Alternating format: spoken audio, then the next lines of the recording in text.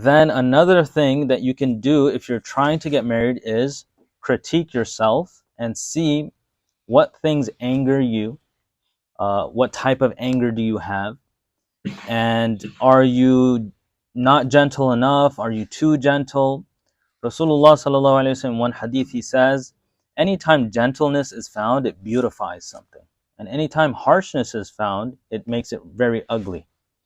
And so we should try to be as gentle as possible, understand humility, how I can be more humble, understand when we're wrong, be able to apologize. Some of us have never apologized in our lives, and sometimes we come from a culture where people don't apologize. And you might even have noticed your parents never ever have said sorry in their life. They've never said sorry.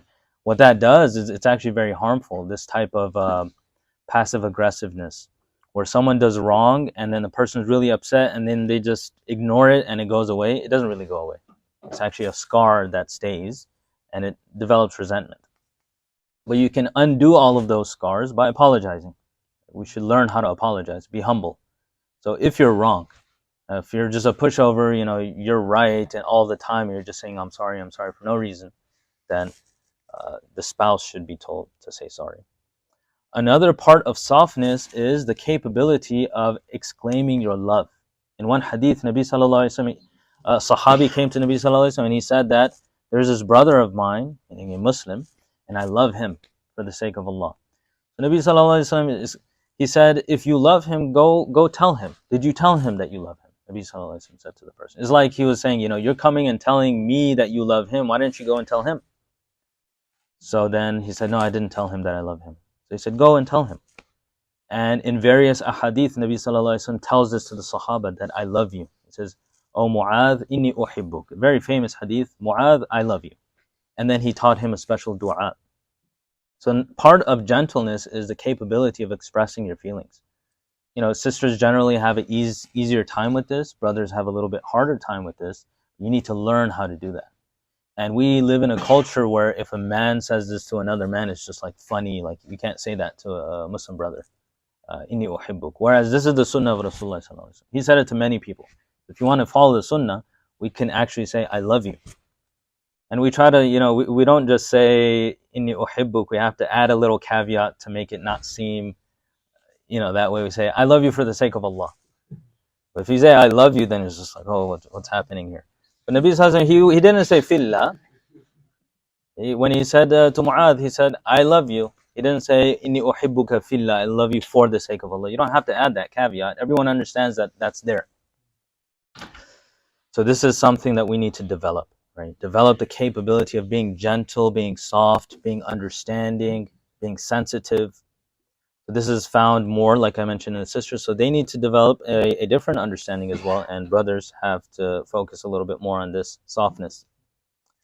Another thing, the capability of thinking positively. Husnul dhan is thinking good about other people.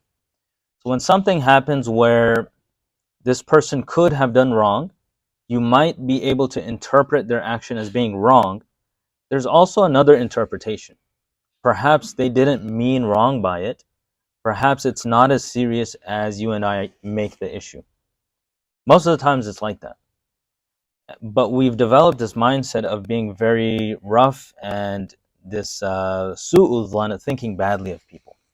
So automatically the mind goes towards, he did this out of malice, or she did this because she hates me, or something like that. Instead, we should try our best to think good. Imam Abu Hanifa rahimahullah is reported to have said that if someone said a statement that could be interpreted as kufr, it sounds like kufr, this person. He said some outrageous statement and he says 99% it is kufr.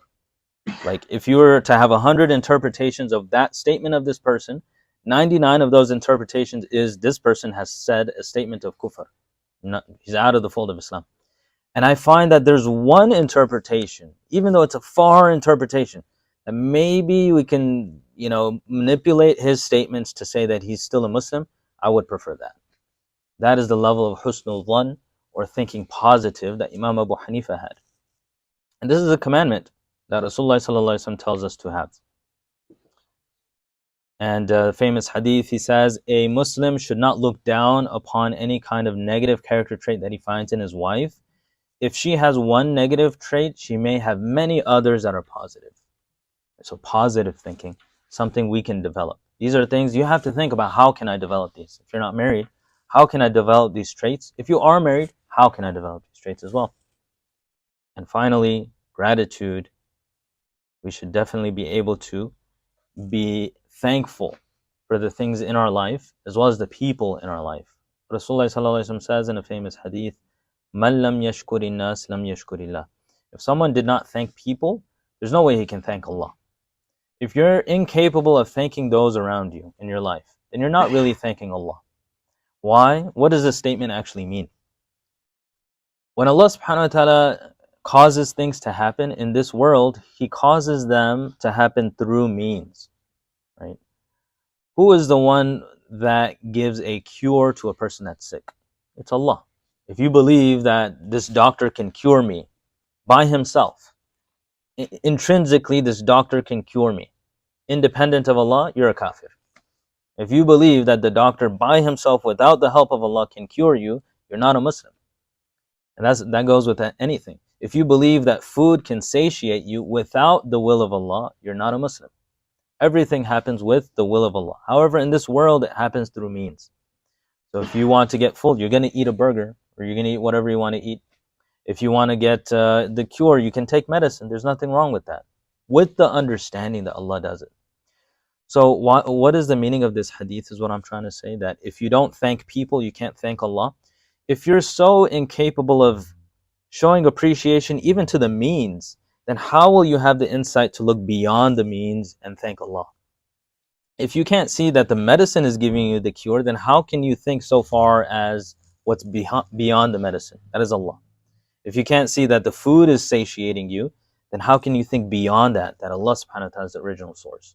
So if you're incapable of thanking your family, thanking those around you, seeing their positive traits, there's no way you're going to be able to thank Allah. You're not going to even think about Allah subhanahu wa ta'ala. So this is something that we can work on. Thank your mother, thank your father, your siblings, those around you. Look for positive traits. Even when it's hard to find, if you have this capability when you get married, you're going to see this a lot. You're going to see a lot of things in your spouse you might not like. That's just reality. But if you're capable of seeing beyond those negative traits and focusing on the positives, then that's a really good trait to have.